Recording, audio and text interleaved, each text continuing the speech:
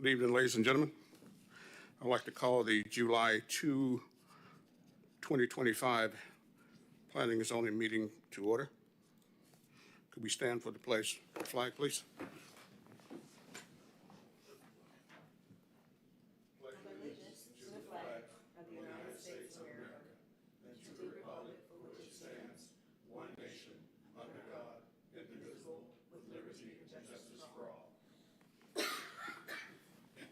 Very well then. All righty. Roll call, please. Chairman Aton, Vice Chairman Childs, Secretary Grant. Here. Member Faison. Here. Member Garrod. Member Scully. Here. Member Gellin. Here. Alternate Member Findler. Alternate Member Rogers. It looks like we do have a quorum by a very slim margin, but we do have a quorum.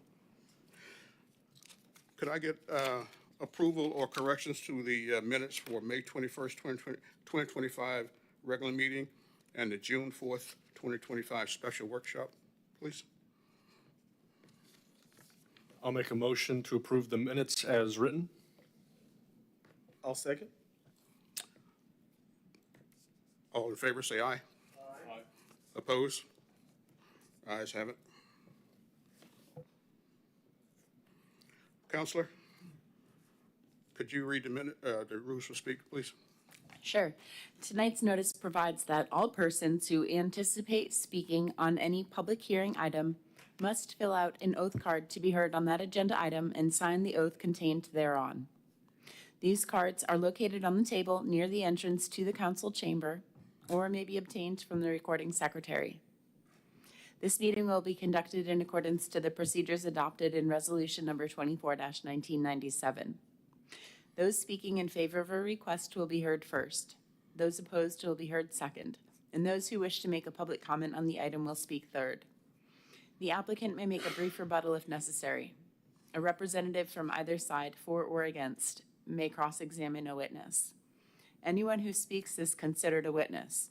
If you have photographs, sketches, or documents that you desire for the commission to consider, they must be submitted into evidence and will be retained by the city. Please submit such exhibits to the recording secretary.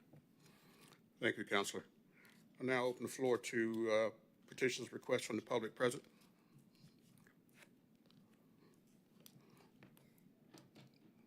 Going once.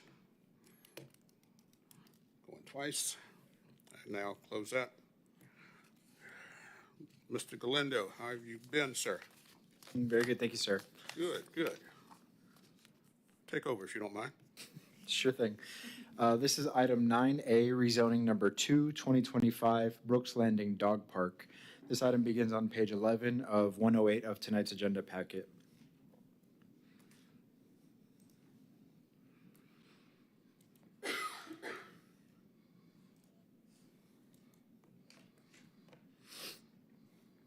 The applicant is requesting an amendment to the Plan Development PD Ordinance and associated master plan of the Brooks Landing subdivision to accommodate a request by the subdivision residents to add a fenced dog park recreational amenity.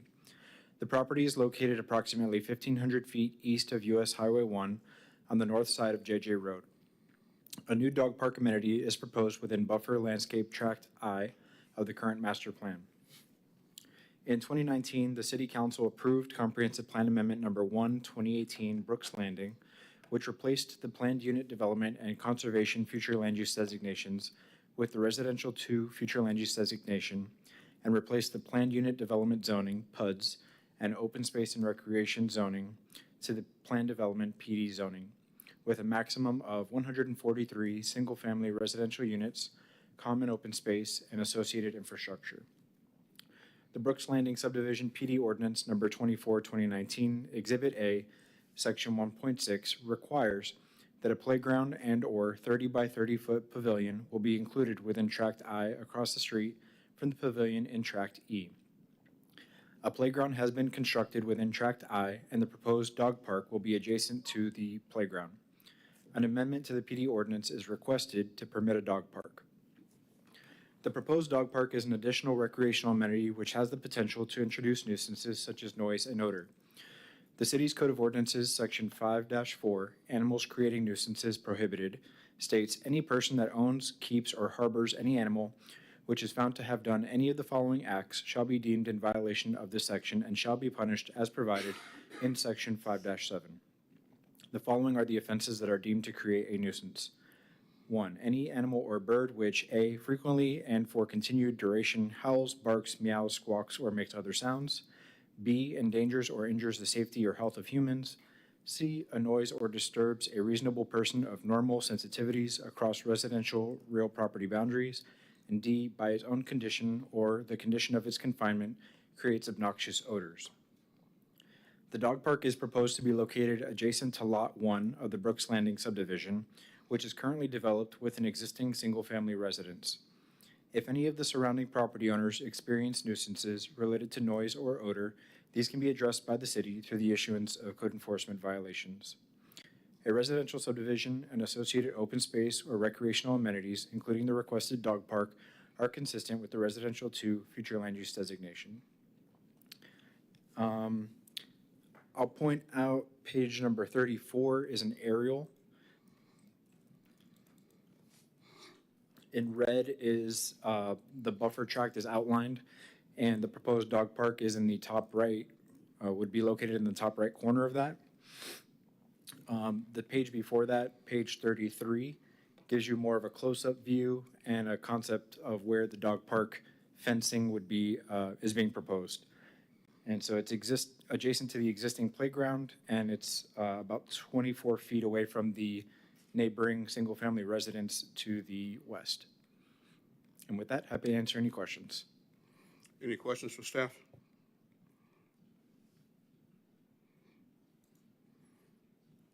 I see none. Is there any cards? I have no cards. Okay. Bring it back to the board. Anyone like to make a statement? Motion?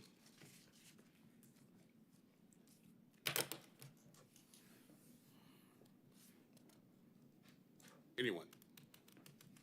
So I move that we approve the rezoning number 2-2025, the Brooks Landing Dog Park. We recommend approval. Second. I have a motion and a second. A motion by Mr. Faison and a second by Mr. Scully. Discussions?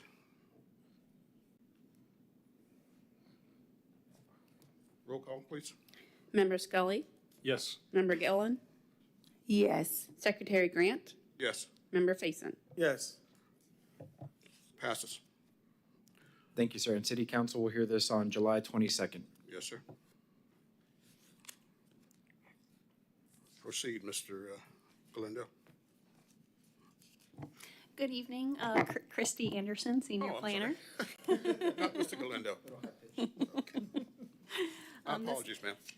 This is a request for annexation, small-scale comprehensive plan map amendment and rezoning, SSA number 2-2025, located at 5320 South Washington Avenue. This begins on page 49 of your packets. The applicant, Michael Wotaziziak, professional. Wotuniak. Thank you. On behalf of the owner, Camco Automotive, Inc. is requesting a voluntary annexation and small-scale comprehensive plan map amendment with rezoning on approximately 4.52 acres of land to construct an overflow parking lot for the existing automotive sales business to the south. The subject property is located within unincorporated Brevard County and is currently vacant. The property is an existing enclave and is contiguous with the city's jurisdictional boundary. The subject property is situated between the Florida East Coast Railway and South Washington Avenue. The subject property has a Brevard County future land use designation of community commercial and is zone BU1, general retail commercial. The request intends to change the future land use designation to the city's commercial high-intensity future land use category and the community commercial zoning district. The community commercial zoning district is consistent with the proposed commercial high-intensity future land use category. The applicant has submitted a binding concept plan limiting the future development to an overflow parking lot for the display of vehicles. A concept plan is usually submitted to help alleviate concerns about intensity and impacts on the surrounding areas. Although a binding concept plan was submitted with the request, staff does not believe that a parking lot is the highest and best use for the property. Therefore, the analysis within the staff report does consider the maximum allowable build-out potential. City utilities are available and adjacent to serve the property, and the preliminary concurrency assessment found adequate capacity to serve the development. Staff makes the following recommendations. Staff recommends approval of the annexation of the 4.52 acre parcel located at 5320 South Washington Avenue, having Brevard County parcel ID 22-35-26-00-511. Staff recommends approval of the comprehensive plan future land use small scale map amendment from the Brevard County Community Commercial Future Land Use category to the City of Titusville Commercial High Intensity Future Land Use category. And staff recommends approval of the rezoning from the Brevard County BU1 General Retail Commercial Zoning District to the City of Titusville Community Commercial Zoning District without the binding concept plan. And I'd be happy to take any questions that you have from staff at this time. This requires 3 motions or 1? Counsel? It will require 3. I'm sorry? It will require 3 separate motions, 1 for annexation, 1 for the future land use, and 1 for the zoning. Okay. The applicant doesn't have any problems with you not accepting their binding contract? No, I'm sorry. We haven't heard any feedback back from the applicant in not supporting that. Right. This does not, prevent them from doing what they want to do, but we Right. just felt like limiting the property to solely the parking lot was probably not the highest and best use. And if they had any, plans for the property in the future, they would have to come back here and make a request to amend that concept plan. Okay. Any more questions for staff? Yeah, I have a question. Mr. Faison? Thank you. So without the annexation to the city of Titusville, could he still use the property in his desired manner? That is correct. It would be an allowable use within the zoning district now. The binding concept plan would just limit it future development to this parking lot only. Anyone else? Okay. Any cards? No cards. No cards? Is the applicant, are you the applicant? I am, sir. Anything you want to say? No, the owner has no intention of actually. Yeah, thank you. Yes, on. I'm Michael Watuniak with Engineer Permits, Inc. I work with Camco, the Parks Group. They're just looking for some clean parking. And right now, that particular north side is Brevard County. The south side, where they've been currently operating, is your city of Titusville. Right. So I've asked them, and they have no intention of building any structures. And they understand that they will have to come back if Mr. Parks one day changes his mind. So, Any questions for the applicant? Anyone? Thank you, sir. just a little cocktail knowledge. I have, and I think I forwarded it to you. Somebody's tried to scam us and send and I shared it with you. I just figured I'd let you know. It's the first time in my 20 years I've seen this. We actually got an email, and it looked very official from the city of Titusville, like we owed $4,600 or so. And it even, spelled out, city of Titusville, and it made it look like it was a legit invoice. But then if you really look closely on when they wanted a money transfer, not pay online, and that's when you see they double T'd Titusville. It's just first time in 20 years I've seen that type of scam, and I believe your IT department's looking into it. That's correct. It was forwarded to our IT department. Crazy world. It is. Right. Thank you. Sir. I'll bring it back to the board. Any discussions? Anybody care to make a motion?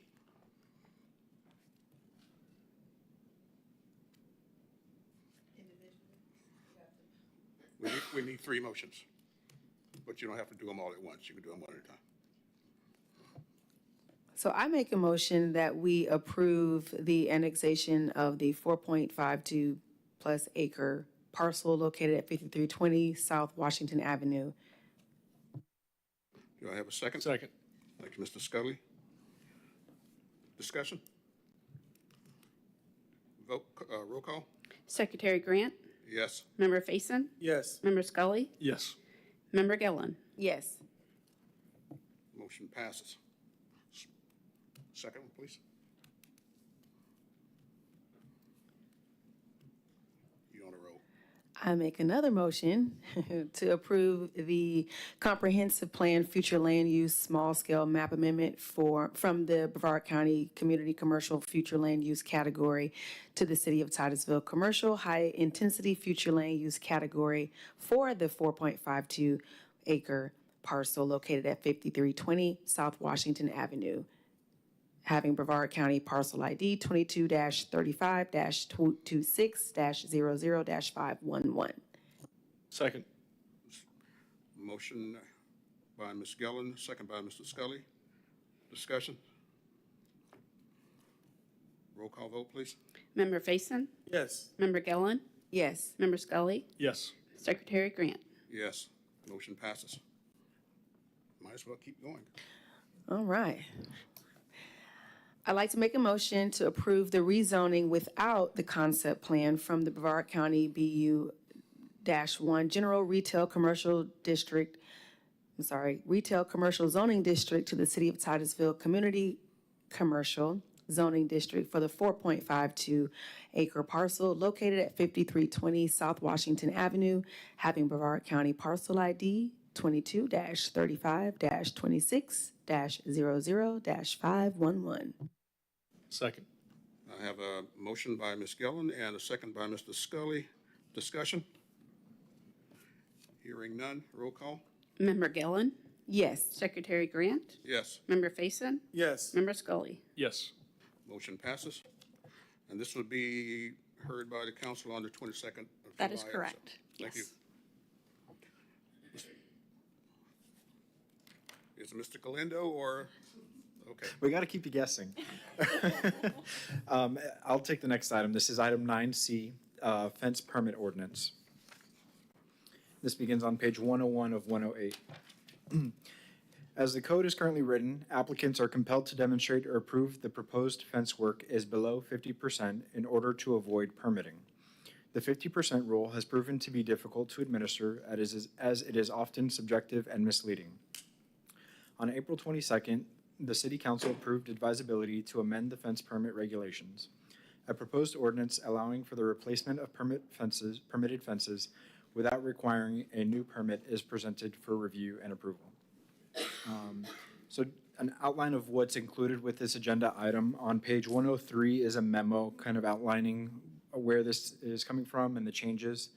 Page 105 is a list of other jurisdictions and their fence requirements, and page 106 is the ordinance with the proposed language changes. So just if you'll allow me to give you a little context on this item, the building department administers fence permits. And currently, the policy states that if you're improving your fence, if there's damage to your fence and you want to repair it, anything up to 50% within 2 years, you're allowed to repair without a permit. And according to the building department, that's been very challenging to implement because tracking of repairs over a 2-year period for each property and also justification on what exactly constitutes 50% of a fence. Is it the linear feet? Do posts count more than the, like the support count more than the actual fencing, the privacy part of it? And so this issue was brought to City Council's attention in April, and Council approved advisability to allow us to make some changes. The changes that are proposed, the intent is to increase some flexibility for property owners to repair their fences and also to make it easier to administer. And so whereas the current code allows up to 50% within 2 years, no permit, the proposed language would make that up to 100%. So as long as your fence was previously permitted, if you'd like to repair up to 100% of it, you may do so without a permit. The moment that you change material types or locations, anything that's different from what you were permitted, you'd have to get a new building permit. So that's the intent of the change. And then I'll just walk you through that language change on page 106. Or I'm sorry, the 106 is the beginning of the ordinance. The actual language is on 107. So subsection C, The new proposed language, it shall be unlawful to construct any new fence or wall without first obtaining a permit from the building department. Any repair or replacement of a permitted fence structure shall not require a new permit from the building department if a record of an approved permit exists for the original fence with no changes to linear feet, materials, height, or placement of the fence. Any alteration to a permitted fence structure, whether a permit record exists or not, shall require a permit from the building department. Alterations shall include but are not limited to change in fence material, change in linear feet, change in fence height, or change in placement of the fence. And then the existing code language is stricken. And if you follow to the bottom of page 107, there's another change in section 34-346, nonconforming structures, adding a new subsection C that says, notwithstanding the above, any repair or replacement of a permitted fence structure shall not require a permit from the building department if a record of an approved permit exists for the original fence with no changes to linear feet, materials, height, or placement of the fence. Any alteration to a permitted fence structure, whether a permit record exists or not, shall require a permit from the building department. Alterations shall include but are not limited to change in fence material, change in linear feet, change in fence height, or change in placement of the fence. And with that, I'll take any questions. I like this one. This is real good, real good. Questions for staff? None. And since we have no audience, no cards. Anyone like to make a motion? I move that we approve the fence permit ordinance changes as they were presented. I second. I have a motion by Mr. Faison and a second by Ms. Gillen. Discussions? I think this is one of the most common sense ones that we've read so far. I agree. I wonder if ChatGPT did it. Roll call, please. Member Scully, Yes. Secretary Grant, Yes. Member Gillen, Yes. Member Faison. Yes. Motion passes. All righty now. That's got to be record time. That's got to be record. Do we get paid? Do we get paid now? Just asking. Oh, man. And since we have no audience, there's no petitions or requests from the public present. City staff, you got anything to report? I do have one quick report, just to let you know that the update on the EAR, the Evaluation and Appraisal Report. So if you remember, P&Z had a workshop on June 4th about the EAR process and where we're at. And we received comments from the commission, comments from the public, and the consultant is making changes to present to City Council. They'll be making that presentation to Council on July 22nd, so this month, at the 5:30 p.m. Presentation meeting. So just wanted to keep everyone aware in case you wanted to follow that project. That's the next presentation of that project. Thank you, sir. Sure. Now comes the sad part. City Attorney? Well, thanks for making my last meeting so enjoyable with your brevity to it. Yes. It's been a pleasure, almost 12 years working for the city of Titusville, and I'm honored to say goodbye to you guys last because it's been such a pleasure working with the Planning and Zoning Commission. So thank you. Now we have to train someone else, right? Yep. Yeah, that's bad. Have a good evening, guys. Thanks. Any reports from the board? I don't have anything. Red light blue, red light blue, is this weekend or Friday? Was not expecting to make an announcement on that, but let me, Yeah, it's Friday at the Chain of Lakes. thanks, Chelsea. Yeah, very good. Okay, all right. Well, that looks like about it. I just wish everyone a safe and happy Fourth, please, please. And remember, there's some crazy people out there. That's why we have these gentlemen over here. Thank you. And with that, meeting adjourned.